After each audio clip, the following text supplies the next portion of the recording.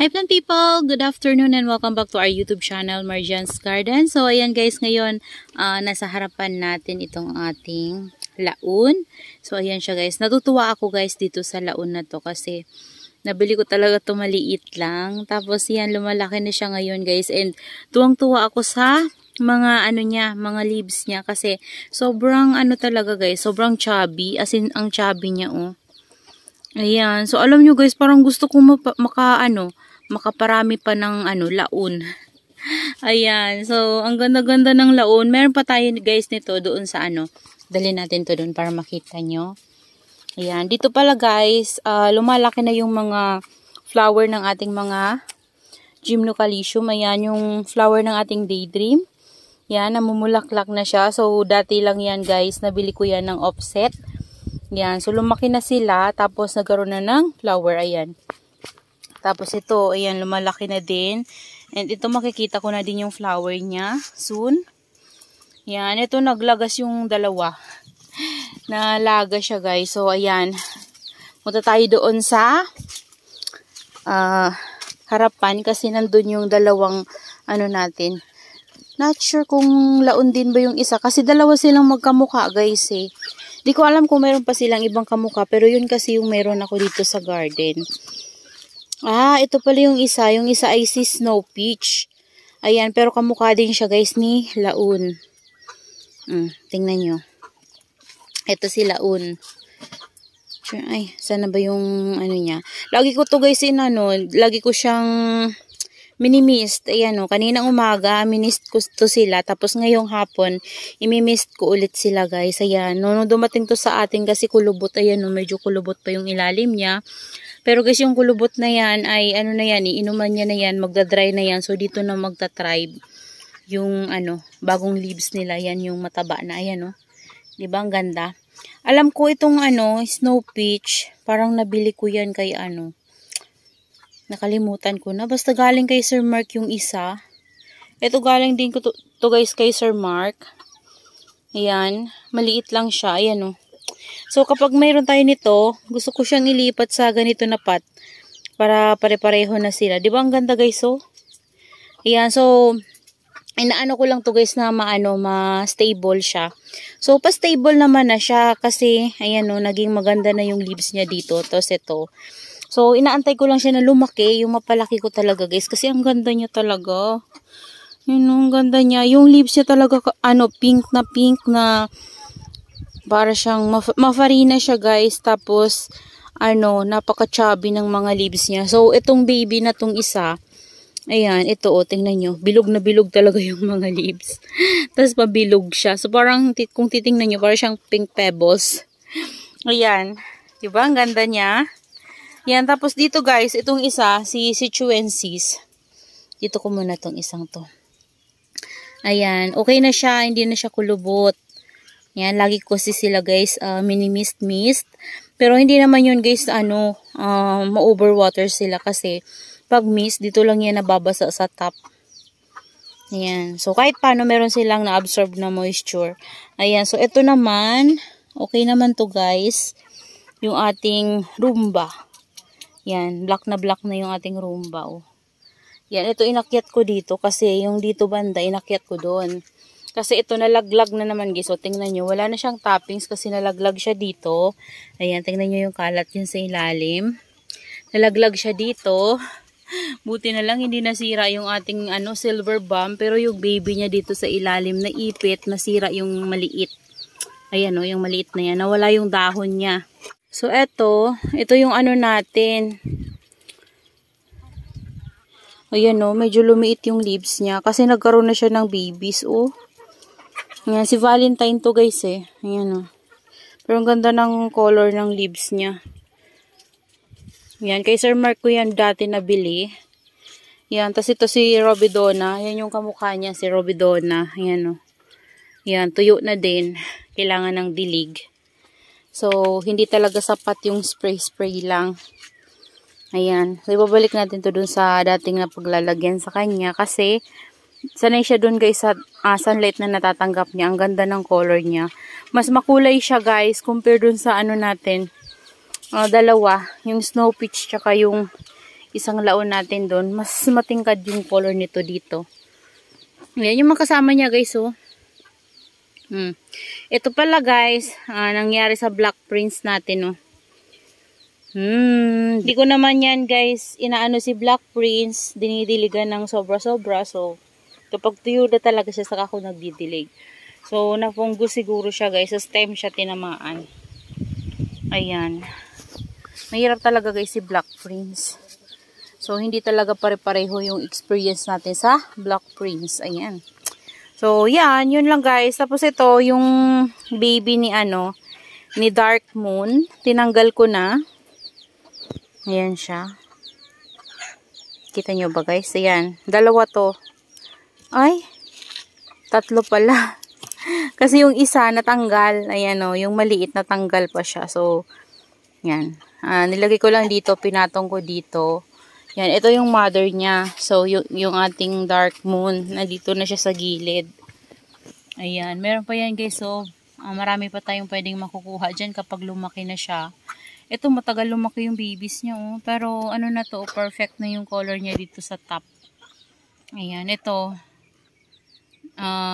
Nagkaka-color na din siya, guys. So, 3 ribs na lang yung walang kulay sa kanya.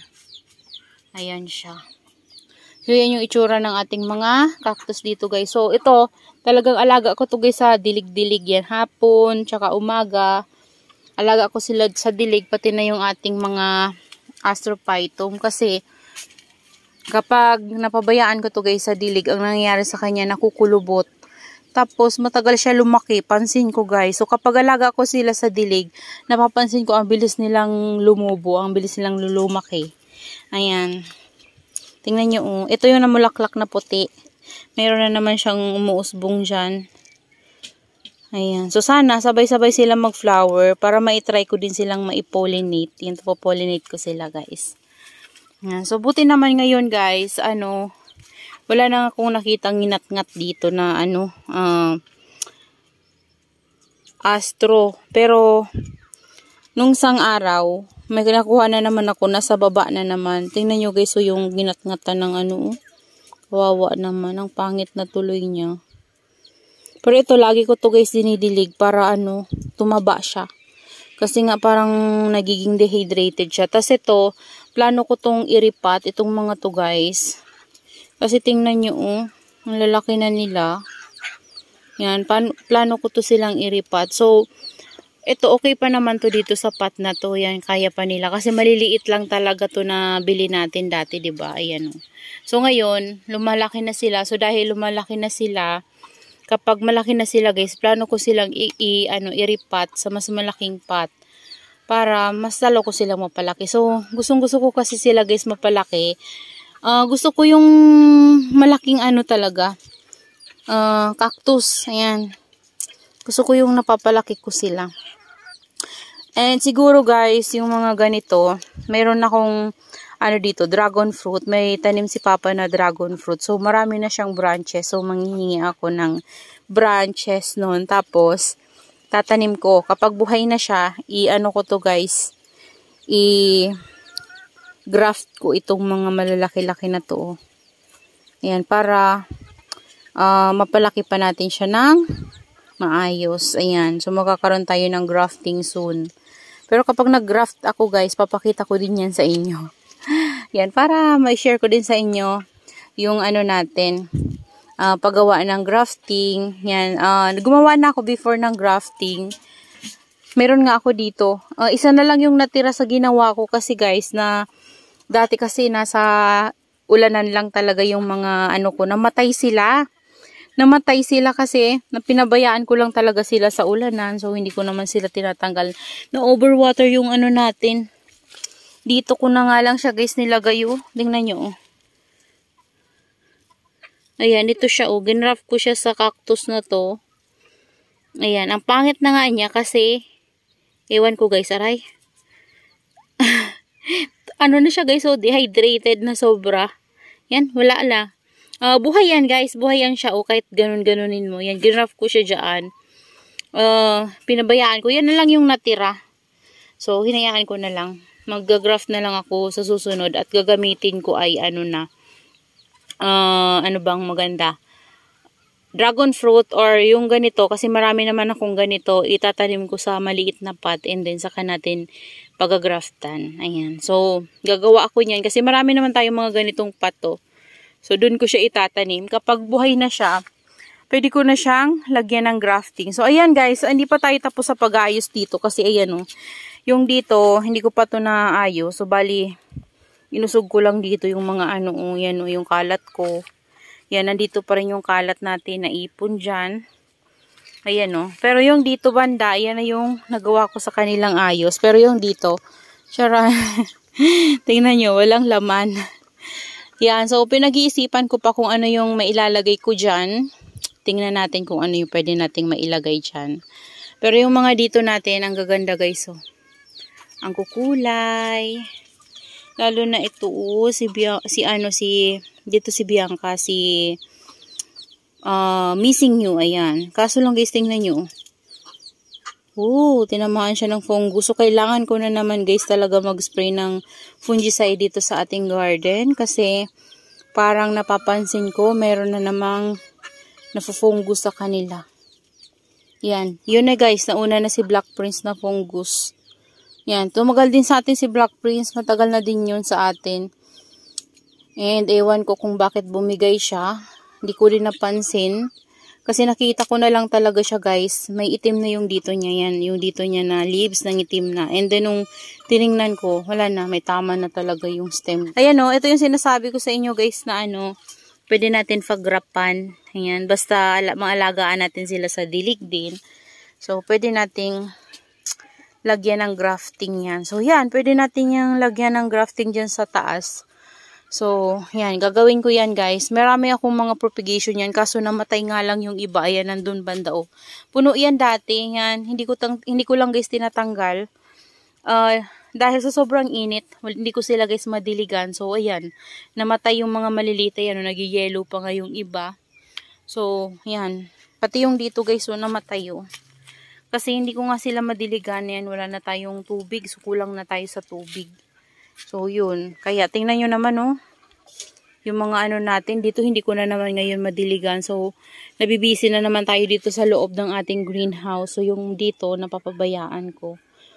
Pero, sige lang, guys, kapag umulan naman, ay magsasawa naman sila sa ulan dito. As in, ang problema naman dito kapag tag-ulan, mangyayari na naman sa kanila, guys, mabubulok sila kasi na-overwater na. So, ngayong tag-init naman, namamatay sila kasi dehydrated sila. Ay nako, wala talagang mapuntahan itong natin guys, mga halaman na to. Kailangan talaga tama lang yung pag-aalaga natin, yung tama sa tubig, tama sa sunlight para buhay silang lahat at maganda sila. Kaso lang hindi naman natin guys yung ganun na panahon kasi nga mahirap yung panahon natin. Hindi naman natin yan makukontrol. Yan, hindi naman natin hawak yan. So, kaya dapat talaga sa natin, meron tayong greenhouse, tapos meron tayong enough water na pangdilig talaga sa kanila, yung mapagkukunan natin ng water talaga. Yan na lang muna sa ngayon guys. Yun lang, pinakita ko lang sa inyo si Laun. Ang ganda-ganda talaga guys ni Laun. Kaya kung wala pa kayo guys Laun, ayan, try nyo din guys. Matutuwa kayo kasi sobrang ganda talaga ng leaves niya. Napaka-chubby. So, that's all for today's video guys. And I hope you enjoy watching and see you on my next vlog. Happy gardening everyone! Bye-bye!